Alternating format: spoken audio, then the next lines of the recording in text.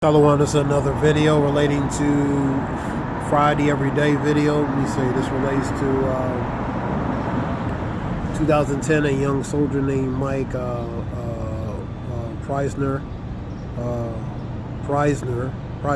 Mike Preisner, became a legend for a spontaneous speech saying that the U.S. military fights wars are not out of principle, but for Wall Street defense contractors. Today, the truth he speaks is widely known. So many people are coming out relating to speaking about certain things. This is a 4-minute video. We'll just play this. In a snowstorm in 2010, a young soldier named Mike Preisner, speaking without notes, became a legend with a spontaneous speech which identified the gulf between the real America and the America of the military media industrial complex. Every word he said echoes louder than ever today. Susan Brothers, thanks everyone for being here. We're from the organization March Forward, and we're here to say to all those serving in the Army, the Marines, the Air Force, and the Navy that you have the absolute right to refuse to take part in these criminal wars, and that's a right that all of you should exercise.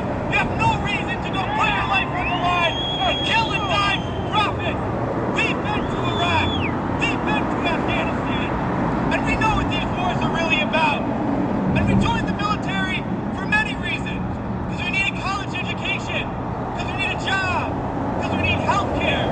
And then we joined the military, and they tell us that our enemies are poor people in caves in Afghanistan, or poor people in the deserts of Iraq.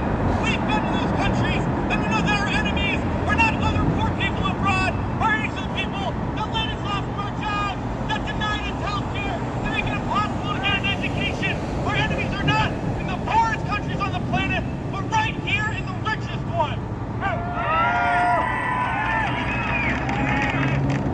Now these wars, the occupations of Iraq and Afghanistan alone, are costing over $700 million every single day.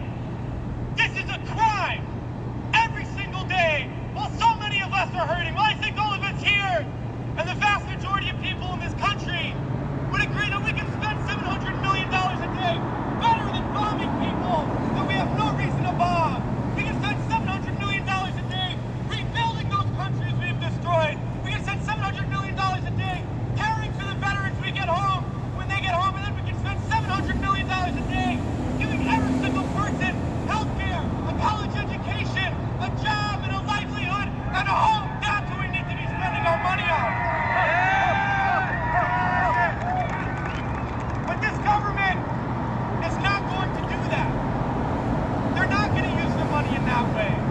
They're not going to end the wars. And they're not going to do it because it's not our government. It's their government. It's the government of the rich.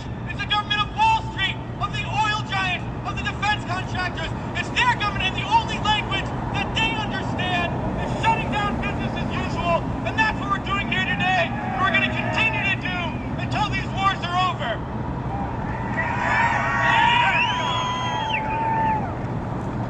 Well, it's crystal clear now that these wars are going to continue and expand and go into other countries. That is the trend.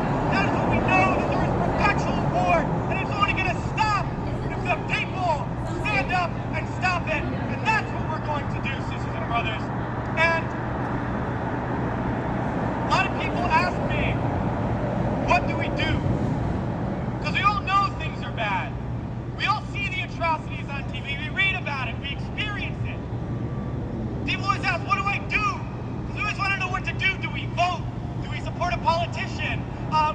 Do we join an organization? What do we do? Well, I'll tell you what we do. It's simple. We fight. We fight, and we fight, and we fight,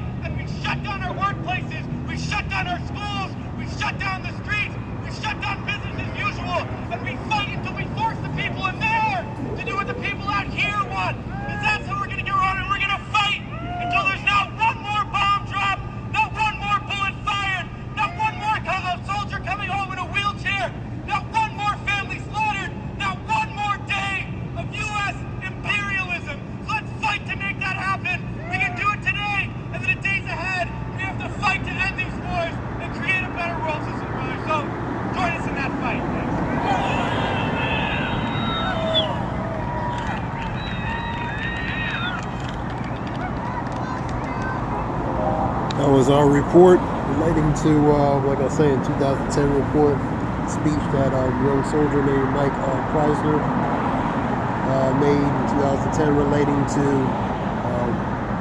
U.S. military wars is not out of principle.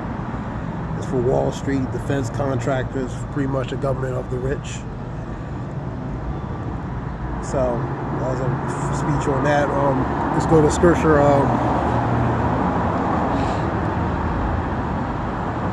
Proverbs 29:2, when the righteous are in authority, people rejoice, but when the wicked bear rule, people mourn. So part of that government of the rich, they're the ones in the position of power. Job 9:24, the earth has been given to the hands of the wicked, man. So they're in the position of power, man. Go to Revelation 6:4. You know, a red horse named Edom, using a great sword, man. Let me get it. Revelation 6:4.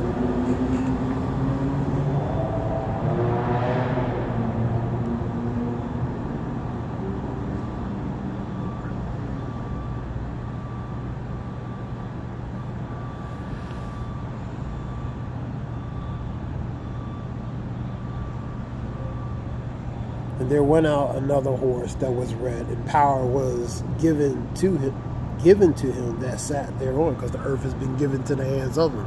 And by that sword thou shalt live. So the sword is his blessing, man. And through the sword, he was going to use it for violence, man. Violence, bloodshed. You know what I mean? Part of that violence and bloodshed related to that tool and instrument is war, man. And there went out another horse, and it was red, and power was given to him. He sat there to take peace from the earth. He's going to take peace from the earth through violence, man, through war, different tactics, different tools and instruments he's going to use. And they shall delete one another, or Kill, and there was given unto him a great sword, man, because that great sword has been put in his hands, man. And he has the power with that great sword to do anything he wants, man. You know what I mean? Because the earth has been given to the hands of him, man. That's a short relating to video talking about that. And you're seeing a division relating to 12:25 in Matthew 26, Luke 11:17 and 18, Mark 3:24 through 26. You're seeing the division, man.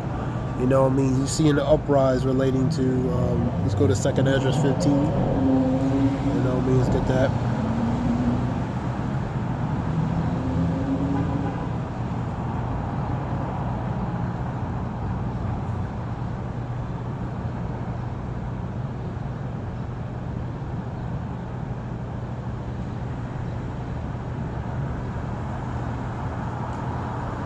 For the sword and their destruction draweth nigh, and one people shall stand up to fight against another people with swords in their hand. That's guns, man. And for there shall be sedition among men, invading one another. They shall not regard their kings nor princes. In the course of their actions, they shall stand in their power. So in the course of their actions, they're not regarding the kings and princes. They're not regarding the ones in a position of authority, man. And part of that is that individual there. You know what I mean? You know what I mean? You know, military guys who served, war combat veterans, and you know, they're tired of the nonsense, man. They're tired of being used as pawns and guinea pigs and experiments through profits and benefits relating to war, man.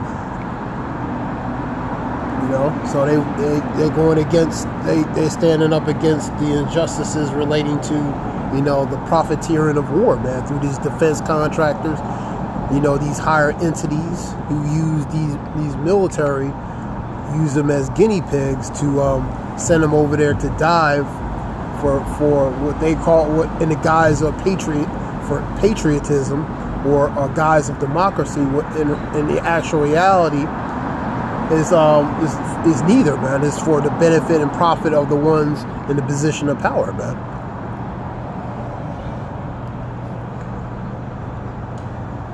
Let's read that again. For there shall be sedition among men, invading one another, and there shall not regard their kings in prison. So they're not regarding the kings in prisons. They don't care about the powers or the ones in the position of power. In the course of their actions shall stand in their power, and a man shall desire to go into a city and should not be able to martial law, which that will happen again on a deeper level. And because of their pride, the city shall be destroyed, houses shall be destroyed. Men shall be afraid. That relates to the state and condition that's going to happen in the city. Isaiah 24:10-12, relating to the city in desolation. You know what I mean? Pretty much utter chaos, man. A man shall have no pity upon his neighbor, but destroy their houses. With the sword, using the sword to invade public, private entities, home invasion, siege, occupying. You know what I mean? After they invade these, the private or public entities, man. You know what I mean? For what? For a lack of bread, lack of supplies, and because they can, man. You know what I mean? A man shall have no pity upon his neighbor, shall destroy their houses with the sword, and spoil their goods, home invasion, looting, ravishing even, people, person, place, and things.